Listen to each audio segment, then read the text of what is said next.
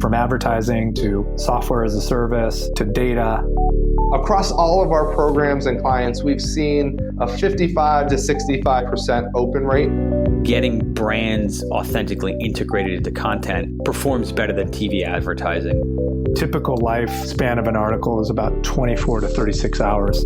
If we're reaching out to the right person with the right message and a clear call to action, then it's just a matter of timing.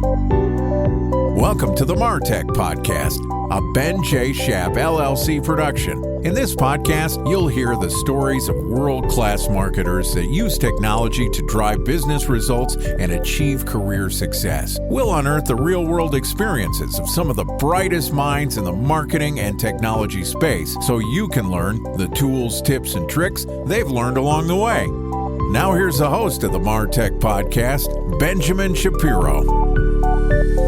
Welcome to a very special episode of CMO Week on the MarTech Podcast. This week, we're talking to 5 CMOs to understand how they've navigated their way up the corporate ladder to become some of the most prominent marketers in the world. Joining us today is one of my marketing role models, Gary Briggs. Gary is a board member at Petco and Etsy, and is also the former chief marketing officer at a little social networking website that you may have heard of called Facebook. Prior to his work leading the marketing team at Facebook, Gary held executive marketing roles at Google, IBM, eBay, and Pepsi. Okay, that said, here is our interview with former CMO of Facebook, Gary Briggs. Gary, welcome to the MarTech Podcast. Hey, thanks, Ben. Appreciate it. It's exciting to have you on the show, and it's great to reconnect. We worked together, I guess it's been about 10 years now. Yeah. A lot has changed, but it's good to hear your voice. Thanks, man. So tell me a little bit, let's start from the beginning. How did you get into marketing? My father was in advertising. He worked on Madison Avenue back in the day. I think the reference I would make is he was of the Mad Men era, but I was fortunate we weren't that Mad Men dysfunction in our family. And it's kind of wild when I watch that show, by the way, because the sets remind me very much of McCann Erickson, which is where my dad worked at the time. But what really happened was I worked for my congressman. I thought I wanted to be a lawyer, actually. And I worked for my congressman through college and then out of college. And I was at a fundraiser for him. And I had kind of realized that I really didn't want to have a career in government because I found it a little bit slow. But I was at a fundraiser for my congressman. I wasn't actually going to go to it. My dad encouraged me to go to it. We were at home that afternoon. And I was getting a beer at a keg. And a guy walks up and I offer him a beer. And he works at Pepsi and makes a deal with me over a conversation, which is if I work on his campaign, which is he's running for Board of Finance in my hometown of Stamford, Connecticut, he would get me an interview at Pepsi. And that really was my first break. It was a totally random interaction. I had applied to Pepsi as a junior in college for an internship and got turned down. This is back in 1985. So this is right after Old Coke, New Coke, and the Pepsi Challenge and all that sort of stuff. This Cola Wars was actually a thing back then. And I just fell in love with the energy of that industry. So you're early on in your career, you're still getting your education. You think that you're going to a role in politics, and somebody basically says, hey, I'll trade you that beer for a Pepsi, and it's worth an interview to you. What was so attractive about Pepsi and specifically about the marketing roles that you would be applying for? Well, I wasn't making a lot of money in government. I realized that I was making $12,000 a year working for my congressman. And I thought, this is not advancing very well. And writing constituent correspondence is kind of slow. And what I liked about Pepsi was I started as a marketing analyst, actually. I was analyzing data off a Nielsen database on an IBM green screen terminal. And the mixture of data on one side and then the creativity of that culture where we were making a lot of ads. I got moved around in different roles at a relatively fast rate of speed, which was a good way to learn different things. I did as a marketing analyst for about 10 months, and then I worked over in promotions for about a year, and then I worked over in new products for a little less than a year. And then what happened was 2 guys I worked with back then were early mentors of mine, had both graduated from Northwestern's business school, Kellogg, and really encouraged me to go to get my business degree.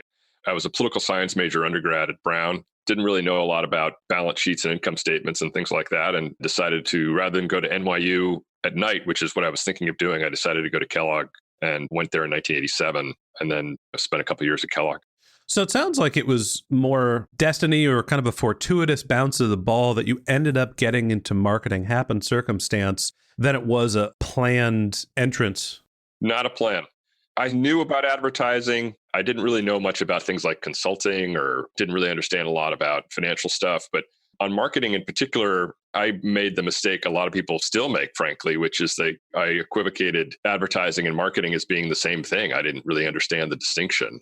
And it really was through my experience at Pepsi that I started to see the different sub-functions of marketing and really got a lot of early data analytics in before that became more preeminent as it is today.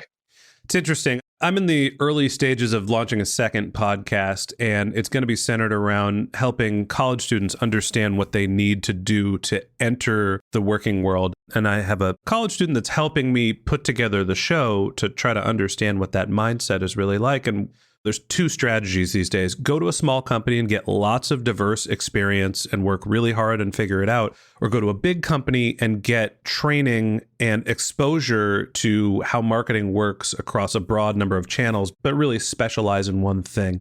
It sounds like you really had an experience that kind of spanned those two, where you're working at a large company, but you're getting experience working in marketing, promotions, product development, a sort of wide variety. And you also started understanding how to use and manipulate data. I think Pepsi, as big of a company as it is at the time, I haven't really interacted with the company in a long time, but the departments were relatively small. When I was on brand Pepsi years later, we had 5 people on brand Pepsi. They had a separate promotions team, but the actual team that was running sports marketing and new product development and packaging, it was 5 people on a multi-billion-dollar business out of headquarters. So it's lean and mean, as they say. It was kind of fun. So tell me about some of the other stops that you had that were earlier on in your career that helped shape you as a marketer and create the foundation for who you are as a marketing executive. The other kind of formative time I had was right out of business school. I went to McKinsey in consulting, and I worked out of the Chicago office. I was actually there for about 4 years. And through that experience, probably the most important thing in my life was I met my wife, actually. So she was a client that asked me out. She was a marketing manager on Gatorade. And that certainly was pretty important in my life. But the other thing was just seeing a lot of different companies and a lot of different, again, sub-functions of marketing over the span of years. I worked largely in consumer products and largely in marketing. So if you kind of think about it as rows and columns, I was either working in marketing functions across industries or I was working in consumer products across functions. And I just saw a lot of the operating mechanics of companies in a relatively short period of time. I did realize, though, really actually was on the project where I met my wife on Gatorade, that I liked what the marketing managers were doing on Gatorade more than I liked what I was doing in consulting. So I was about 2.5 years in and realized, okay, I'm going to find my way back to marketing. And what I did was I ended up looking around, and the company I joined in 93 was Pepsi again. The reason for that is they were going to give me the most credit for having worked at Pepsi before. Every other company I was talking to was going to have me start at a relatively junior level, but Pepsi put me in as a new products manager in 93. And that was a pretty important shift.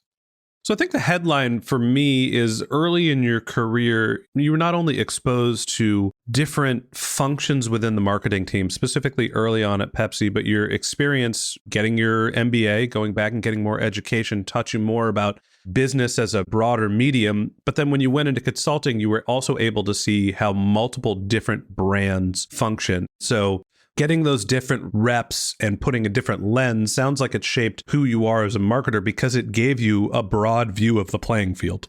I think that's exactly right. I mean, one of the most important things as you go from being an individual contributor to a manager, to a broader manager, to a leader is lateral thinking, being able to see across the org, understanding people and decision-making and resource allocation, and that you get from a myriad of experiences. And yeah, I think in a not planful way, but a fortunate way, I was able to see a lot at a relatively young age.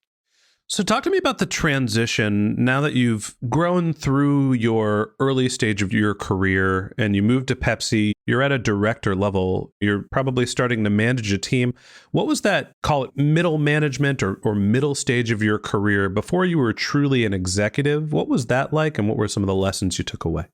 Well, it's the Peter principle, for those who aren't familiar with it, that you get promoted right above your level of competency. The thing that gets you to being a director and gets you promoted is that you do well as an individual contributor. You're able to manage a project. You show the ability to deliver what you say you're going to deliver or hopefully exceed that. good allocation of resources, and you work well and people are motivated by working with you and others, all that is what gets you to be promoted. And what I found through that is then you have to make this transition to not being the person who gets things done yourself necessarily. You have to work through others. While at the same time, and I think this is really important, and certainly when we kind of flash forward to my experience at Facebook, you have to still have the ability that when things get rocky to go in and do things directly, to get your hands dirty and get real work done. But you have to be choiceful about when you do that. And I think a lot of that comes from communications. You have to figure out how to shorthand things, get a sense of the people you're playing with. How do they play? What are their strengths and weaknesses? What things maybe are they not coming to terms with that you help them come to terms with? Those are all things about how you start to lead and go from being someone who does something yourself to doing things with others. Essentially, you have to be both a player and a coach at the same time. Yeah. So talk to me about what your experiences are as a player coach at the director level, and what were some of the roles that were impactful for you?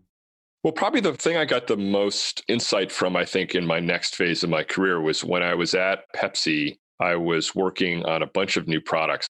We had this strategy at the time called the total beverage company. So this is where Pepsi starts to go into bottled water and different types of carbonated drinks and starts to look at where Pepsi can play in various day parts. And one of the things that I've found, this is just relevant, but a little bit of a sidestep, is to having a relationship with your boss where you have a very good trusted relationship, where I have found when I'm bored, I can go into my boss and say, hey, can you give me more to do? Now, obviously, you've got to get done what they've already assigned you to do. But what happened in my case was I was working on the development of Aquafina, actually. I started that product in 94, and it was coming along and not particularly quickly because we had a bunch of technology we had to build out with reverse osmosis, et cetera.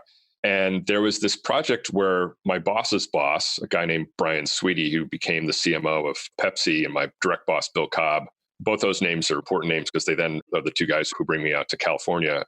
But it happened that Brian had met Howard Schultz. This is back in 94. I met Howard Schultz. Starbucks at the time had about 250 stores. And I went into Bill, and Bill put me on an assignment, which was to go start working with Starbucks and figure out if we could do something together. And over the course of the next year, I was flying from New York out to Seattle all the time, working with them. They were still in their original roasting plant when we started, and developed this joint venture called the North American Coffee Partnership, which still exists today. So when you see Starbucks are in a bottle or a can, those are actually Pepsi JV products. Pepsi bottles and distributes those products.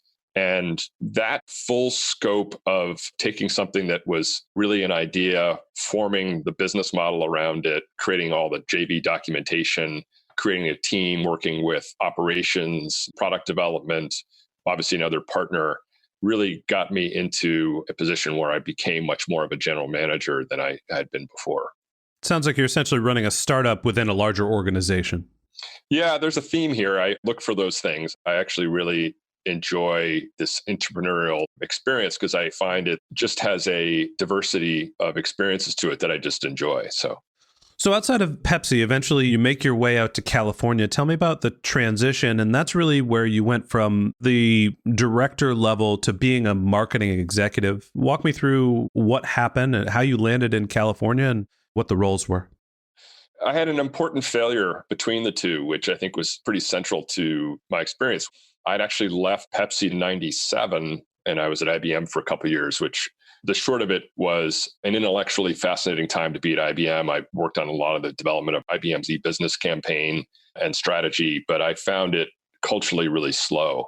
And much like a lot of people in 99, I did a startup in e-commerce with two buddies from business school called ourhouse.com in a U-Haul with my dog and my wife and kids, who were twins, were about 2 at the time, moved out to Chicago from New York and started this startup. And the short of the story of it was we went from 3 people on cell phones in a conference room and a seed investment from Ace Hardware. Ace Hardware essentially outsourced their e-commerce to us, and they were our pick, pack, and ship partner. Raised about $100 million, went to 180 people, and all the way back down again to 0. It seems like the typical 1999 story is took on a ton of money, the industry dried up, we ended up out of jobs. Yeah, and what happened through that is I got a really good education in very early internet marketing. And there's a bit of the Malcolm Gladwell article and book about the right age at the right time. I was in all of those early portal deals and realized how shitty they were and how important it was to bring math to marketing. So what happened was one of the guys on our board and a guy who got fired as the CMO of Pepsi in 1998 got hired as the first CMO of eBay in 1998, a guy named Brian Sweetie. And Brian was on our board at ourhouse.com. And my boss at Pepsi, Bill Cobb, through a series of moves, also ended up at eBay as the next CMO of eBay in about 2000. And they had contacted me as early as 98 and over the course of the years of like, hey, you should move out to California. And Catherine and I were really resistant to moving to California and liked Chicago a lot.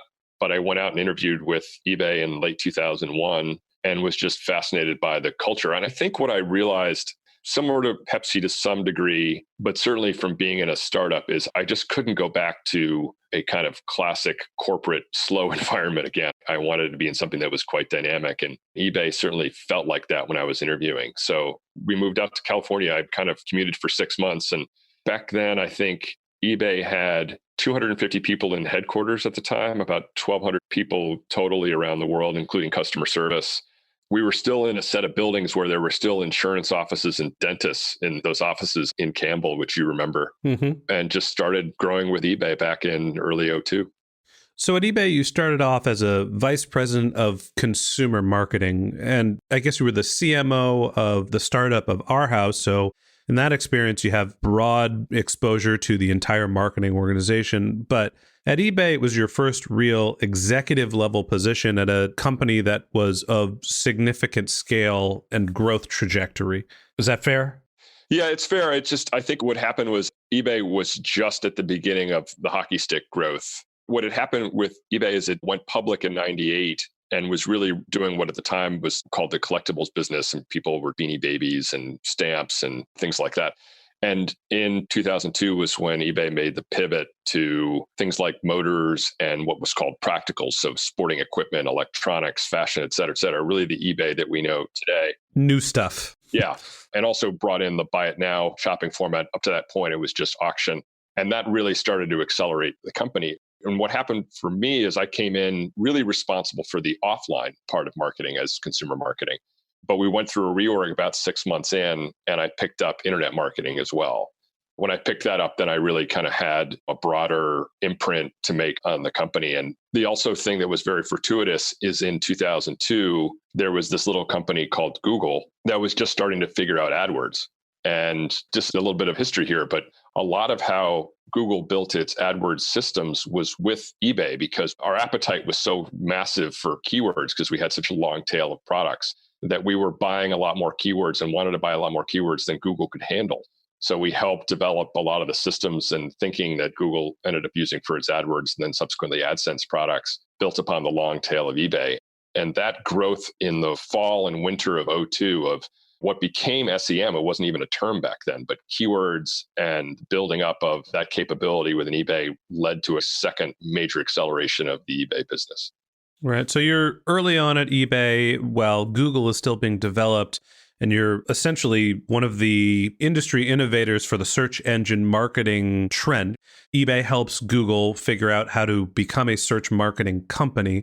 And you're also at the same time moving from being a vice president of consumer marketing, and eventually you get into a general management role at eBay, move through eBay and PayPal, and go along to become the chief marketing officer of eBay. So tell me about the experience that you had running the team. You're starting to take on internet marketing, and how do you land as the chief marketing officer? And specifically, I'm interested in hearing what was the difference between the vice president level roles, you're an executive at a large and growing company, to being really the head honcho and the chief marketing officer and running the entire department.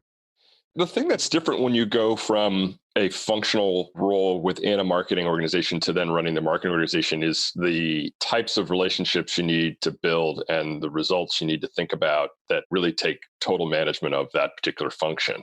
What that means is, for example, you start interacting a lot more with the CFO, certainly the COO and CEO, but a lot of your peers start to be these other functional heads, and they're looking to you similar to how I would then judge the folks who are my directs, which is who are the people you're developing within your org? Are they considered to be talented people who can scale with the organization?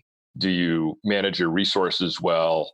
And in particular with eBay, I have to give a lot of credit with the development of what we did in internet marketing to a lot of folks who are out now in the industry who really built eBay's capability to do keyword buying. These are folks like Matt Ackley, who ran internet marketing for most of the time when I was CMO, Chris Orton, who now runs marketing for Fanatics, and Matt Madrigal and Dennis Gotenberg, a bunch of people who are now happen to be at Fanatics. And we were able to create this ability to go and understand when we put money into marketing, how much would we get back and when? And as a result, our relationship with the CFO, a guy named Rajiv Dutta, who was the CFO at the time, who sadly passed away at a young age. But Rajiv would come to us in the beginning of the quarter. Let's say the quarter was running well, and he'd say, "Hey, I got another $5 million I can give you. What can you give me back?" And we went from, I think when I started working in internet marketing at eBay up through when I became CMO, to going from, "I'm not sure," to, "Hey, we can pay you back X in Y days." We had that kind of capability. It was really extraordinary. And so much of e-commerce and so much of the web actually is arbitrage, right? You have an LTV of a customer and you have a cost of acquisition of a customer. And what is that spread? And the numbers I recall at the time is because SEM was relatively young, we would acquire customers at something like $11 to $14 and they were worth 45. That's a great spread. So we could say to Rajiv, "Hey, if you give us $5 million, even if it's mid-quarter, we can pay you back within the quarter." And I got to tell you, when you're a public company and you can go do that, that is a snowball that rolls down the hill very fast. So there's a couple interesting takeaways here. First off, you're at a company that has hockey stick growth and you're becoming an executive, and the way that you're describing the difference between the roles of being a functional area expert, learning in internet marketing as internet marketing is being developed, is really about cultivating the relationships and being able to identify the talent that can scale with the organization, and then also managing your cross-functional partner relationships. It sounds like that's really the role of the CMO.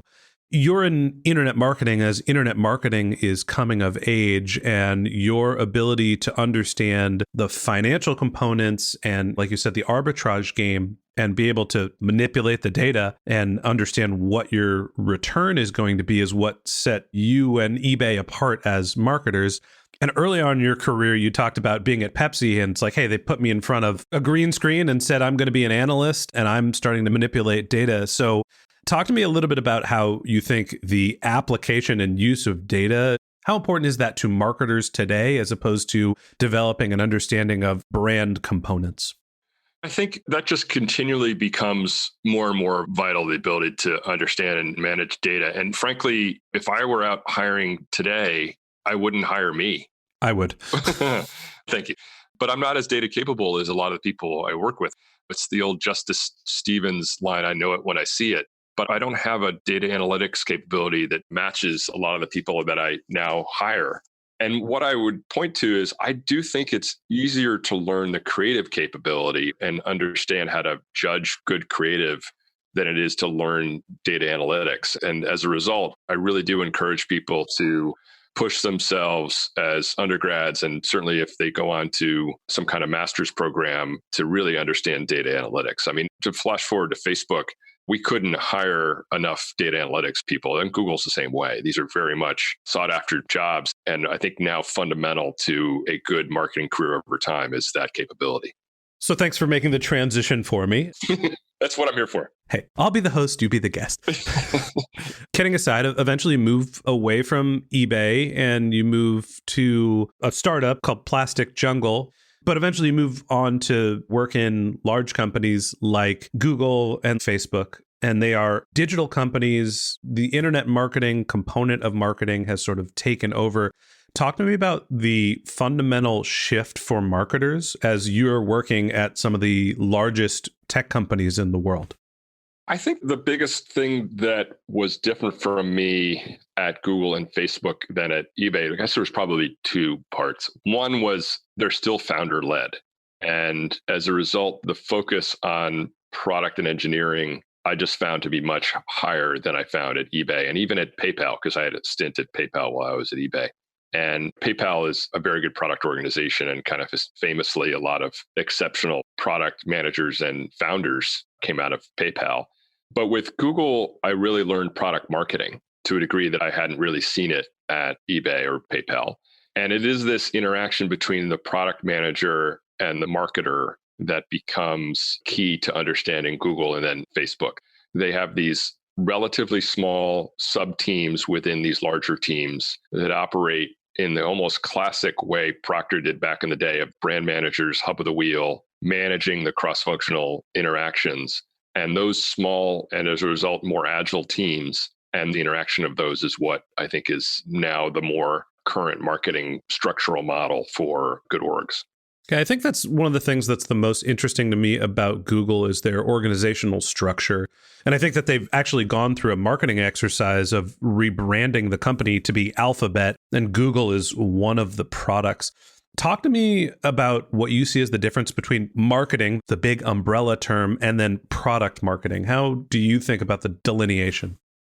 Well, the best summation I ever heard of product marketing is from a guy named Andy Burnt, who runs the creative shop at Google. So that's their internal ad agency out of New York.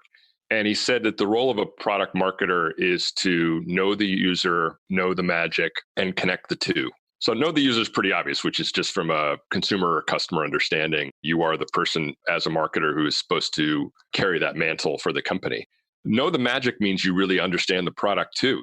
You are close enough to understanding the detail of how a product works, that you have good relationships with the product managers and engineers, such that you can be helpful in feature development, as well as obviously your role as a marketer in making sure things launch well and that you drive retention. But connecting the two is really the key part of a product marketer, where you're this person who has a really good understanding of the user and also a good understanding of the product and are able to integrate those two into a benefit for the organization.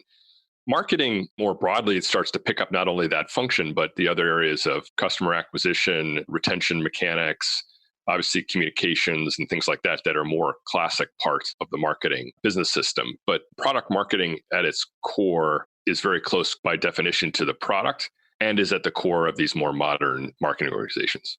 To me, there's an interesting parallel using some startup verbiage where people say product marketing. I think often now it's also referred to as growth hacking, like the understanding of who the customers are and what are the mechanics you need to get them through the funnel to be retained and valuable customers. And I do think that there's a balance and something that we talk a lot about in this show of the blend of the art and science of marketing. And product management, to me, gets more into the science of being data-driven, understanding how your product is functioning and being able to glean understanding of who your customers are based on their behaviors, as opposed to marketing is a broader topic that does everything from branding and awareness all the way into your product marketing roles.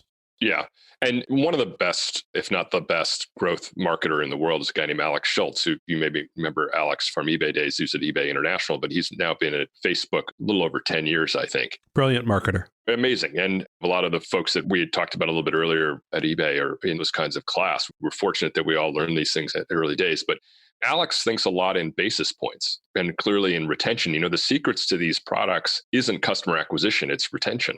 Customer acquisition is a means to get to retention, and you've got to figure out how to drive retention. And way, particularly Facebook thinks about it, is these basis point wins that compound over time, much like Warren Buffett and interest rates.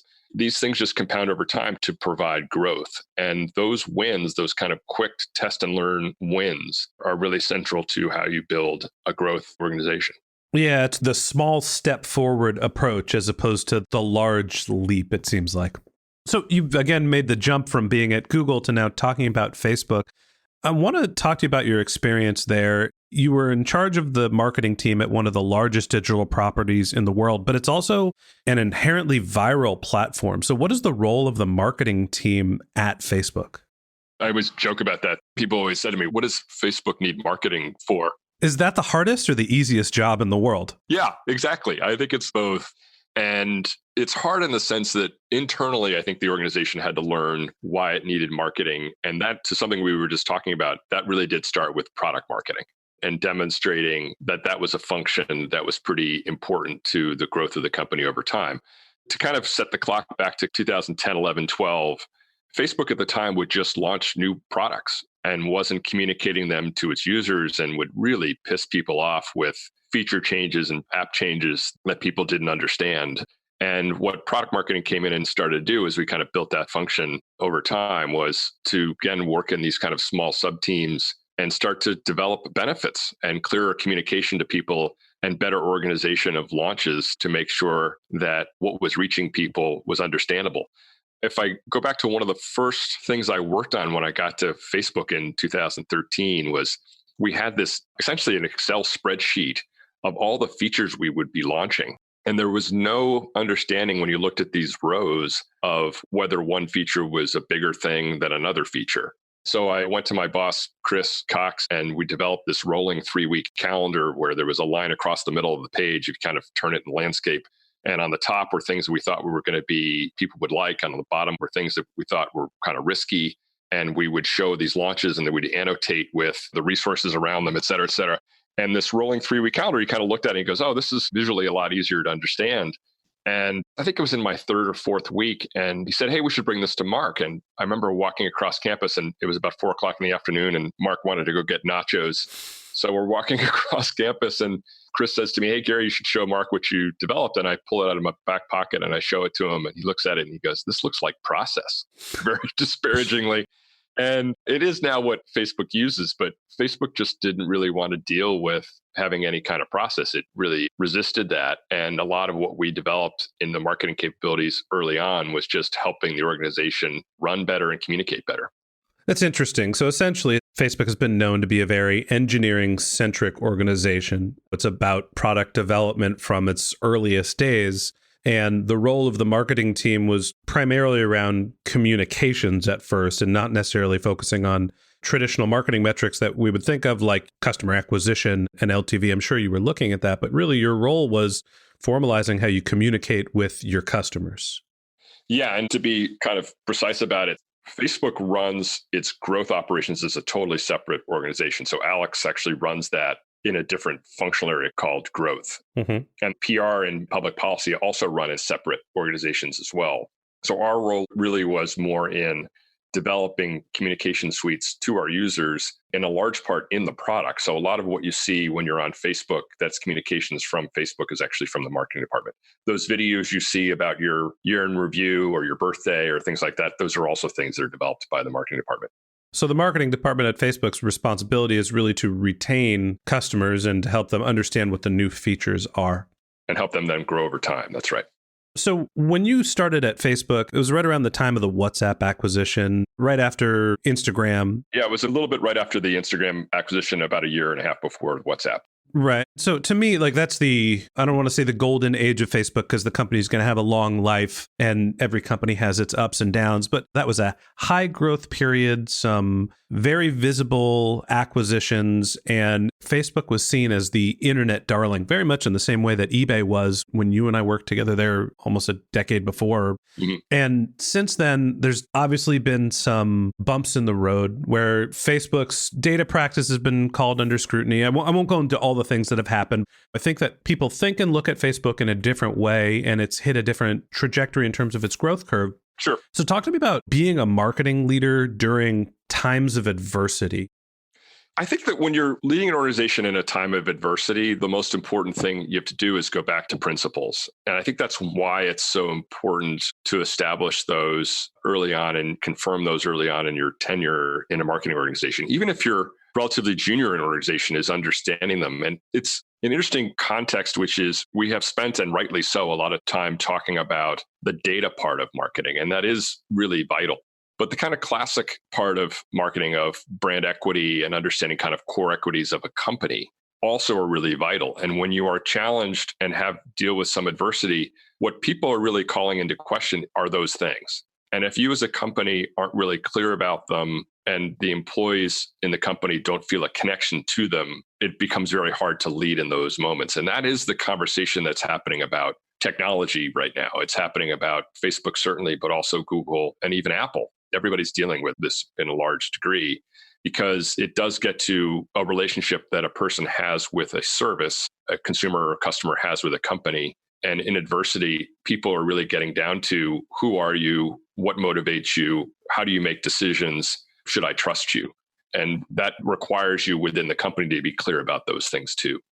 The interesting thing to me is that as we talk about dealing with adversity, you as a data-driven marketer was something that you started working on early in your career. But when, excuse the term, the shit hits the fan, you have to fall back on some of the brand principles of who are we, how do we provide value to the customers, and what is our mission? Yeah, I mean, it's really telling that, and I dealt with this at Google to some degree too. Lorraine Toohill, by the way, who's the CMO of Google, is extraordinary and very principles driven.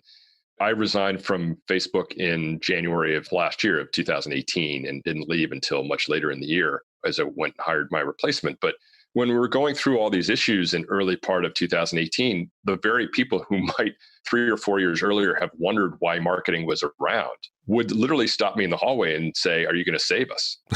Boy, am I glad you're here. Yeah. I mean, thank God marketing showed up. And that is, I think, very telling in lots of ways. It's telling about the fact that marketing is coming of age within these companies. It's telling about how people do think about the nature of principles in these times of crisis and why it's so important in any institution. It could be a White House to a Silicon Valley company. You've got to have a core set of principles that when crisis occurs, and they will occur, you know who you are and why you make the decisions you do. So thinking about your experience as a marketer, you've obviously been tremendously successful. You've had a wide set of diverse experiences. And a little bit of your story is, I was at the right place at the right time. I gave a beer to a guy that worked at Pepsi, and the next thing you know, I was working there. I happened to be at eBay, and it's the rise of the internet marketing team, and the company down the street decides they're going to start a search engine marketing. Obviously had some fortuitous bounces, and your broad experience, you're flexible, you're a smart guy. As you look back on your career and you think about getting to, the mountaintop of being a marketer, what are some of the things that you reflect on, and what are some of the lessons that you would pass along to other marketers who aspire to be CMOs? Well, I think the thing that I come back to, and it's so important in my own life, is I married well. I really did. I partnered really well with Catherine. And as a result, we were open as a couple to taking risks and doing things that other folks thought were destabilizing, whether that's moving or changing jobs. And when I did change jobs, what happened was when things were bad, I just recovered from those bad experiences or from those kind of failures quickly. I didn't really wallow in them and was able to move on. Now, I would also tell you that if I hadn't moved to California back in 2002, we wouldn't be talking right now. I think that is a circumstance where I was in Chicago. I was interviewing to be the CMO of Wrigley and looked like I was going to get that job. And this is one other kind of interesting story in my career. I was interviewing with this guy. It was about 6:30 at night, and the interview had gone really well. And he started talking to me about the offer, et cetera. And the phone rings, and it's the guy's son. And the son had missed his train coming from the suburbs where he went to high school to get downtown to meet his dad. And his dad starts screaming at him. And Catherine and I were going to stay in Chicago. And I realized, oh my God, the guy who's screaming as his son, that's my boss, not the guy who's been charming me over the last hour. And I quietly just withdrew from the interview process about 3 days later. But if that phone call hadn't happened, there's a high probability I would have stayed in Chicago. So the point in this is I was able to recover from things quickly, but for sure, a huge part of my career has been, as you put it, fortunate bounces of the ball. And I don't take any of that for granted. I recognize that I've been really, really lucky in how the ball's bounced many times.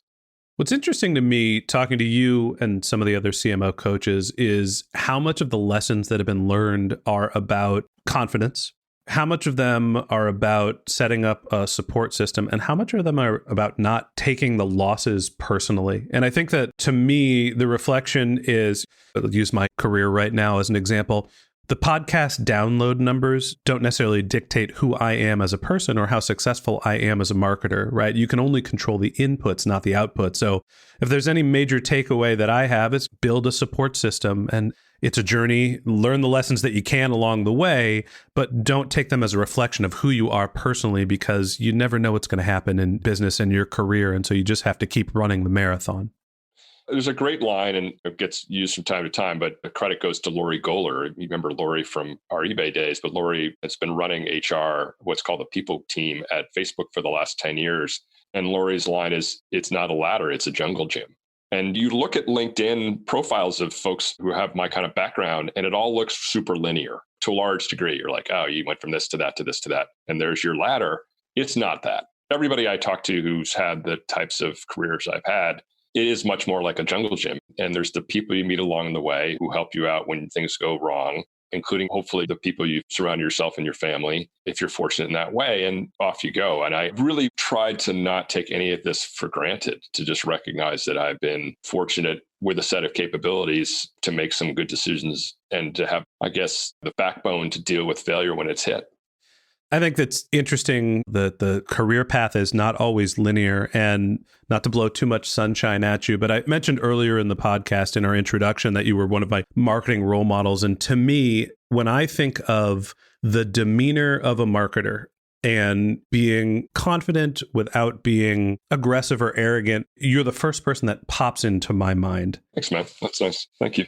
It's the God's to honest truth. And I remember when I was at eBay and you were first announced as a CMO, and I think maybe you'd been there for a month or two in the role, but you gave a speech and said, normally I don't give speeches. And I remember it being incredibly eloquent and poignant. And honestly, I don't even remember what the speech was about, but the tone of a marketer is something that I have always appreciated. Your tone and your ability to communicate effectively and clearly in a format that the smartest and the dumbest guy in the room can understand and appreciate that it's meant to be for them. I'll just leave you with one story, which I think has really been formative in how I've thought about business. And it goes back to earlier in my career at Pepsi, which for me has this great loop to it. There was a guy named Don Keough, who was the president of Coke.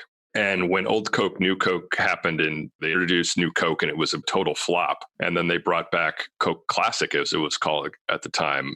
The chairman of Coke was a guy named Roberto Goizueta, and Don Keough was his right hand. And in a press conference, they asked Keough, didn't you plan this all along, that you would take our Coke away and then bring it back? And wasn't this all a publicity stunt? And his response is so awesome. He said, we're not that smart and we're not that dumb. And I think that's a huge thing of how to think about business. You know, if you always carry yourself as you're just the smartest person around, you're not going to learn anything. And God, I mean, these functions have evolved so much and will continue to evolve through our lifetimes and our kids' lifetimes. But you're also not that dumb.